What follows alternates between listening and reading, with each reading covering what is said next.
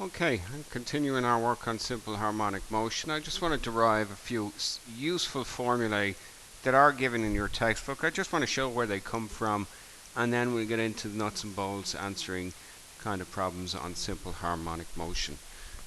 So the first thing I want to do is just a quick recap on displacement. Objects in simple harmonic motion can be written like this with a sine function, or indeed with a cosine function, depending. If the displacement is written as a sine function, the derivative of displacement is velocity, and that's what that would look like. We found that derivative in our last lesson. Okay, a omega cosine omega t plus alpha. We were also able to derive in our last lesson that the acceleration is negative omega squared times the displacement, and the jerk, which is the derivative of acceleration, is negative omega squared times the velocity. A couple of things to note as well. The Pythagorean identity says for any value of a, cosine squared a plus sine squared a will equal to 1. Also, from right back at the start of your work on calculus, a function is a maximum when its derivative is 0. That's an important thing to know as well. So I'm going to be using those little things to derive expressions in this class. The first thing I'm going to do is just take my value for v, which is a omega cosine omega t plus alpha, and I'm going to use that to come up with an expression for v squared. So again, no harm pausing the video and seeing if you can do it yourself. But what you'll find is you'll get just squaring each factor within the product, a squared omega squared, and then we'll have cosine squared of that stuff in there, omega t plus alpha. That's what I will get if I square v. Okay, one thing to know about cosine squared, well, cosine squared from my Pythagorean function, cosine squared of any angle is always going to be 1 minus sine squared of that angle. So I can, use a little substitution here. That's going to be a squared omega squared multiplied by 1 minus sine squared of omega t plus alpha. Okay, and just, multiplying out there. In fact, what I might do is I might just keep the omega squared factored out. I'm going to factor out the omega squared, and I'm going to multiply the a squared in. So I'm going to get omega squared times a squared minus a squared sine squared omega t plus alpha.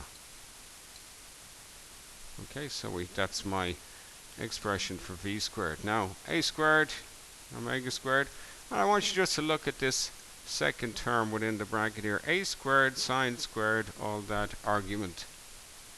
Well, that is just the square of a sine of the argument. The square of a sine of the argument is a squared sine squared of the argument. So this is just the square of the displacement function. So what we've established here is that the velocity squared can always be written as omega squared multiplied by a squared minus s squared. And that formula, that formula is in your formula and tables booklet on page 54. Okay, so those are really all the formulas now from your formula and tables booklets, F and T, page 54. We have derived all of those things, and we look at putting those into use in our next class to solve a few problems. The derivation of the formulas is usually, more complicated than the actual problems you use them to solve. But the formulas allow us, to do things much, much quicker. Okay, we don't have to take derivatives every time we want to find something. All right, I'm going to look at a couple of other things. Specifically, I'm going to look at velocity, maximum velocity and maximum acceleration. So this is going to be important here. To think about velocity, a function is a maximum. A function is a maximum when its derivative is 0. And the derivative of velocity is acceleration. So velocity is going to be a maximum when? Well, when the acceleration is equal to 0. And acceleration is given by negative omega squared s is equal to 0. So solving for that, s is going to have to be equal to 0. So the velocity is a maximum when the displacement is equal to 0. That's going to be, an important thing. So the velocity is a maximum when the displacement is equal to 0.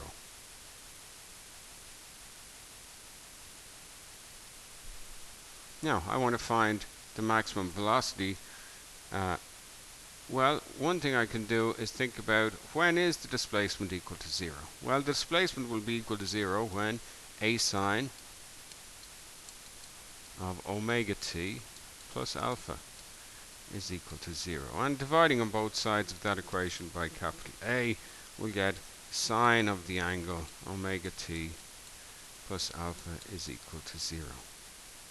Now, when is sine equal to 0? Well, sine is equal to 0 when this argument is 0 or pi or 2 pi or 3 pi or 4 pi.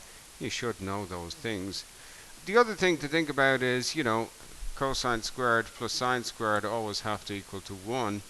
So if sine is equal to 0, well then sine squared of the angle will be equal to 0, which means cosine squared of the angle has to equal to 1.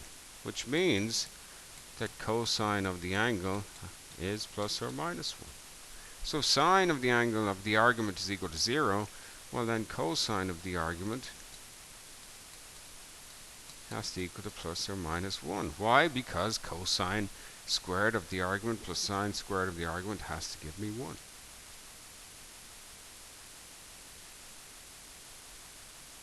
And that tells me something about v. I want to look at plugging those values in there. Therefore, v will be equal to a multiplied by omega, a times omega times cosine of this thing. So it's going to be times plus or minus 1.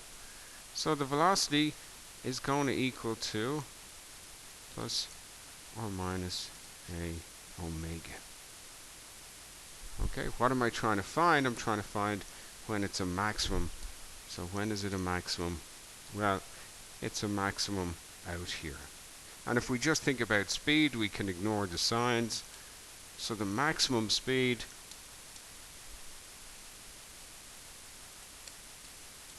of an object moving with simple harmonic motion is going to be a multiplied by omega, or omega times a. That formula is in your textbook.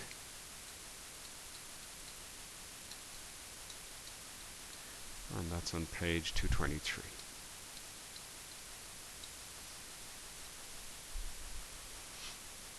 Okay, a function is a maximum when its derivative is 0. I'm going to find the maximum value for acceleration. Acceleration will be a maximum when its derivative, jerk, will be 0. So we do the same thing pretty much as we did there a moment ago. So we're just going to maximize acceleration. So acceleration is going to be a maximum when its derivative, which we've called jerk, is equal to 0. Looking up here, when is jerk equal to 0? Well, when negative omega squared v is equal to 0.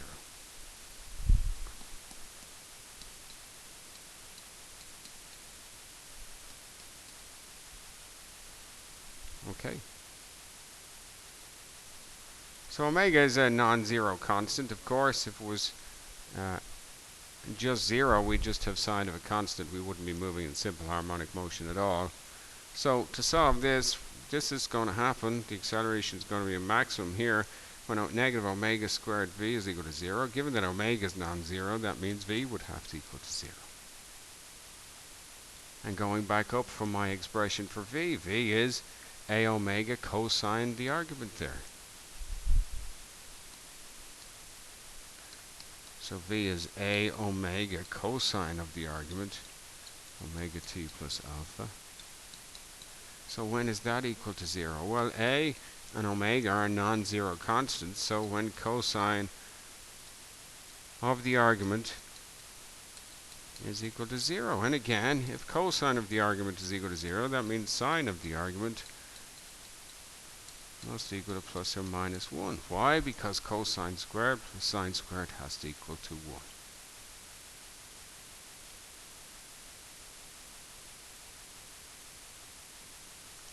And so cosine is equal to 0, and sine is equal to plus or minus 1. Okay? And if we think about our value for s in here, when sine is equal to plus or minus 1, s is going to be plus or minus a, because a times sine, a times plus or minus 1. So we can establish from that that's going to happen when s is equal to plus or minus a. So the acceleration is a maximum when the displacement is plus or minus a. And that makes sense if you think about our object we had earlier on moving up and down between two positions, and it had a central point. When it got out here to the extreme point, the acceleration was a maximum. When it got out here to the extreme point, its acceleration was a maximum. Those extreme points are usually called a. Okay? And if s is plus or minus a, well, we have an expression for the acceleration. The acceleration we know is negative omega squared times s. So we get negative omega squared times s, which is plus or minus a. So what I'm going to get is plus or minus omega squared a. Okay, so my maximum acceleration, and if I think about the magnitude of that, the magnitude of my maximum acceleration, A max, is going to be omega squared A. Okay?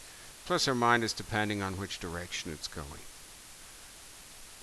So what we get is we have established that maximum acceleration is out here at these points, and it has a magnitude towards the center of omega squared times whatever A is. So if I know omega, I know A, I can find the maximum acceleration.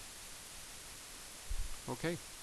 So there's a whole load of formulas. You got to be able to use them. We look at practicing a few problem-solving questions. Now, these ones here are not in your formula and tables booklets. Okay? Not in your formula and tables booklets. But the previous ones we looked at were in your formula and tables booklet. Okay, so v squared equals omega squared times a squared minus s squared. That is in your formula and tables booklet. However, your expression for maximum velocity, a omega, and your expression for maximum acceleration, a omega squared, are not in your formula and tables booklets, but well worth remembering because there are often questions on those in the Leaving Cert.